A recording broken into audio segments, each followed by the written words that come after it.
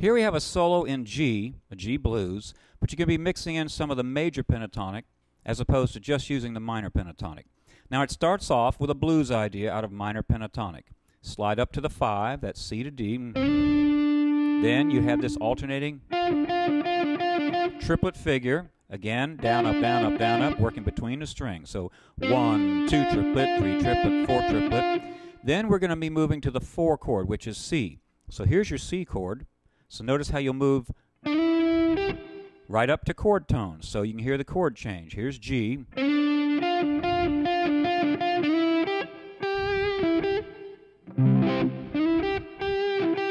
Okay, now we get some sweet country ideas going.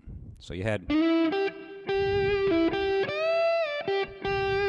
Now that's out of the G major pentatonic scale. Here's your G chord.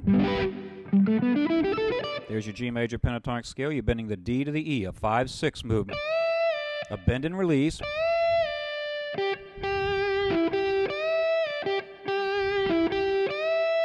Then, the last time,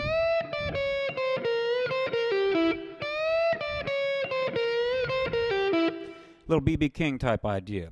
We're on the C chord.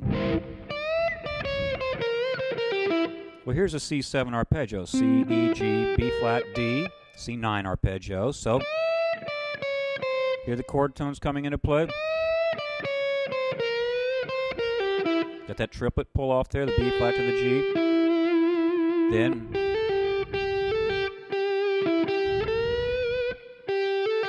we're back on the G chord. Right here. Moving up to the 3 of the chord. And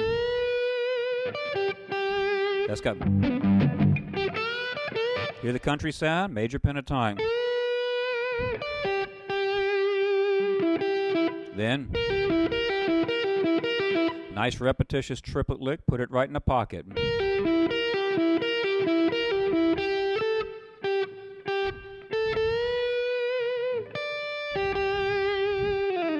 he glisses down. Now, since this track incorporates some of the major pentatonic, and I alluded to some B.B. King ideas, before I demonstrate it again against the track and show you some variations, I want to show you a great area that you want to develop in your playing. If you look at this G chord, which is a capoed C fingering, and you also connect it with this G7, which is a C7 chord slid up the neck, you'll be in the right area. Now, your first finger is going to be on the G. So there is a scale, a pentatonic scale, and it's actually a blues scale when you add the flat 5, and it's a second string root pentatonic. Now, we're going to talk about the top 3 strings of this. In measure 5 of this particular solo, you had that, then... Well, you can view this a couple different ways. I'm going to show it to you looking at it as if you're playing over a G chord. Here's your root, your 5th, your 6th, so that's where the sweetness comes from. But if you stay away from that E, the 6th,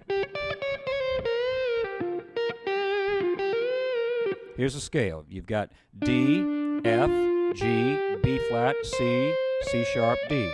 And there's a flat 5 movement.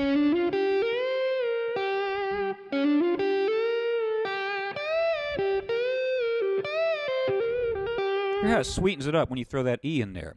Now, if I just play a lick that goes like... That's right. You hear how it's sweetened up by the insertion of that E note. Now, when you're bending the D up to the E, you're up in this register. Well, the octave of that E is right here. So that explains the sweetness when you go like...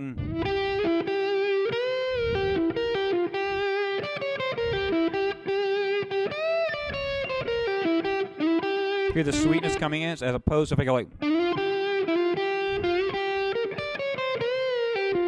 Big difference between the F, which is the flat 7, and the E, which is the 6. Now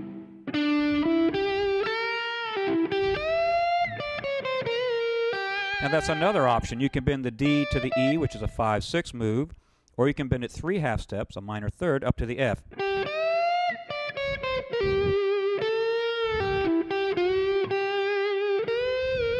So when I do some variations on this, I'm going to stick primarily to that area instead of taken the solo and just expanding on that. I wanted to kind of cultivate on this particular lesson how to work this area. So I just call it the B.B. King area.